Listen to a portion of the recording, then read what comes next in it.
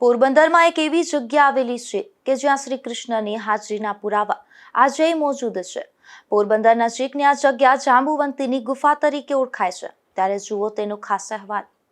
કૃષ્ણ અને ગુજરાતનો સંબંધ અનોખો છે. ગુજરાતની ભૂમિ માટે કૃષ્ણનો અનુરાગ કહો કે પછી કૃષ્ણ અને ગુજરાતના અંજણ પાણી છેક મથુરાથી કૃષ્ણએ વસવા માટે દ્વારકા પસંદ કરી. તેની પાછળ ઇતિહાસકારો અને નિષ્ણાંતો શ્રી કૃષ્ણની વ્યૂહરચના પણ કારણભૂત ગણાવે છે. પરંતુ જે હોય તે, ગુજરાતની ધરા પર રહી અને શ્રી કૃષ્ણએ તેને પવિત્ર કરી છે.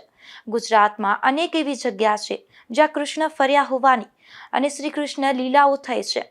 આજે આ તમામ જગ્યાઓની મુલાકાત લઈ લોકો પાવન થાય છે. આમ તો શ્રી કૃષ્ણ દ્વારકામાં રહ્યા, પરંતુ દ્વારકાથી લઈ સોમનાથ અને પોરબંદર સુધી તેમની હાજરી વર્તાય છે. પોરબંદર નજીક રાણાવાવ ખાતે એવી જ એક જગ્યા આવેલી છે જ્યાં શ્રી કૃષ્ણની હાજરીના પુરાવા આજે મોજૂદ છે. આ જગ્યા જાંબુવંતીની ગુફા તરીકે ઓળખાય છે. અહીંયા ગુફામાંની માટીમાં પણ સોનાનો ભાગ જોવા મળે છે. આમ તો જાંબુવંતીની ગુફા અહીં બનતા શિવલિંગ માટે જાણીતી છે. જાંબુવંતીની ગુફામાં અમરનાથની જેમ જ સ્વયં શિવલિંગ સર્જાય છે. એ પણ એક કે બે નહીં, સેંકડો. ગુફાની છતમાંથી ટપકતા પાણીને પગલે અહીં જમીન પર શિવલિંગ રચાય છે. આ સ્વયંભૂ શિવલિંગના દર્શન માટે વર્ષે લાખોની સંખ્યામાં શ્રદ્ધાળુઓ આવે છે. હજારો વર્ષ સુધી ટપકી રહેલા પાણીને કારણે સ્વયંભૂ શિવલિંગ સર્જાય છે. ઉપરાંત જાંબુવંતીની ગુફા સિવાય બડા ડુંગરમાં, આલોજ અને ગોપમા ડુંગરમાં પણ જોવા મળે છે. આવી છે માન્યતા. જો કે આ શ્રદ્ધાળુઓ તેની ચમત્કાર જ માને છે.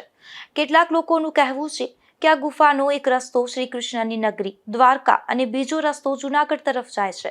ઉપરાંત આ ગુફામાં એક સફેદ નાગ હોવાની અને તેની પાસે મણી હોવાની પણ માન્યતા છે. તો એક માન્યતા એવી પણ છે કે યાદવોના આગેવાન સત્રજીતે સૂર્યદેવે શ્યામંતક મણી આપ્યો હતો. કહેવાય છે કે આ મણી રોજ 8 બાર સોનું આપતો. સત્રજીતે તેને પૂજા સ્થાને મૂક્યો હતો, જેનાથી તેની સંપત્તિ સમૃદ્ધિ વધવા લાગી. શ્રી કૃષ્ણ સત્રજીતે આ મણી ઉગ્રસેનને આપવા કહ્યું, પરંતુ તે માન્યો નહીં. એક દિવસ સત્રજીતનો ભાઈ પ્રસન્ન પૂછ્યા વગર મણી લઈ અને શિકાર કરવા ગયો, જ્યાં સિંહે તેનો શિકાર કર્યો અને મણી પણ સિંહના પેટમાં પહોંચ્યો. જો કે આ સિંહનો શિકાર રીંછરાજ જાંબુવંતે કર્યો. આમાં મણી જાંબુવંત પાસે પહોંચ્યો. બીજી તરફ સત્રજીતે મણી ખોવાતા શ્રી કૃષ્ણ પર આરોપ મૂક્યો. જ્યારે ભગવાન શ્રી કૃષ્ણ પર સામંતક મણી ચોરવાનું આણ લાગ્યું, ત્યારે આ આણ હટાવવા ભગવાનની મણી શોધવાની શરૂઆત કરી અને શ્રી કૃષ્ણને માહિતી મળી કે આ મણી જાંબુવંત પાસે છે. શ્રી કૃષ્ણ જાંબુવંતને શોધતા શોધતા તેઓ આ ગુફા સુધી આવ્યા અને આ ગુફામાં જ 28 દિવસ સુધી બંને વચ્ચે યુદ્ધ થયું. ન તો કોઈ હાર્યું, ન તો કોઈ જીત્યું, પરંતુ આખરે જાંબુવંતે ભગવાન શ્રી કૃષ્ણથી પ્રભાવિત થઈ સામંત્યક મણી તેમણે સોંપી દીધો. સાથે જ તેમની પુત્રી જાંબુવંતીને પણ કૃષ્ણ સાથે પરણાવી. ભગવાન શ્રી કૃષ્ણ અને જાંબુવંતીનું મંદિર પણ આવેલું છે.